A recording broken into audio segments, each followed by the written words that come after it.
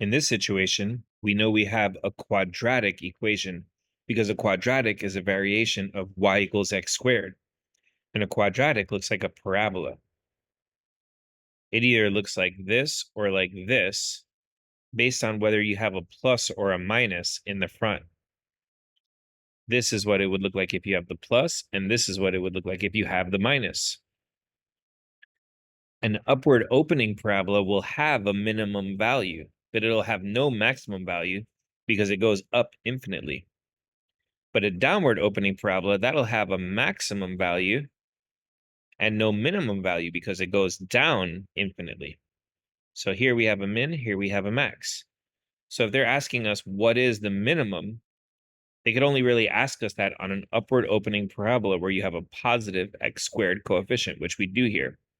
And the min and the max of a parabola, well, that's all code for the idea of the vertex of a parabola. Now, the x value of the vertex has a formula that you should know by heart, negative b over 2a. And our parabola is in the format of ax squared plus bx plus c. So a is the invisible number 1, b is negative 48, and c is 2,304.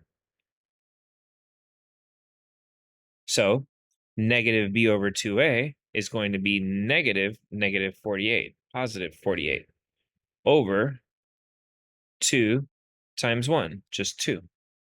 And 48 over 2, that's 24.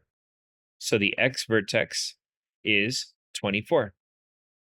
Now, if they said, where can I find my vertex? That's a way of asking you for the x value. Because on a graph, the x value is kind of like telling you where to look. But if they said, what is the minimum or maximum value? That's the y value. Because the height is really the most important thing to know. If we're talking about our profits, if we're running a company and these are our profits, then right around here, we're really happy. And right around here, we're really sad because the height is what we're here for. The y is why we're here. So here they're asking us, what is the actual value? What is the height at that moment? And that's not the x. That's not telling us where to look. That's telling us what is the actual height at that moment. So to find the y, which is what they're asking us for, we simply take that x value and plug it back in.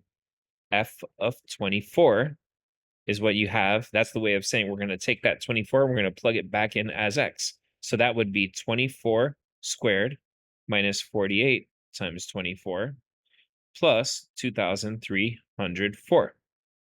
So 24 squared, that's 576. 48 times 24, that's 1,152. And then plus 2,304. So 576 minus 1,152 plus 2,304 is 1,728. And that's the y value of the vertex, and that's our answer.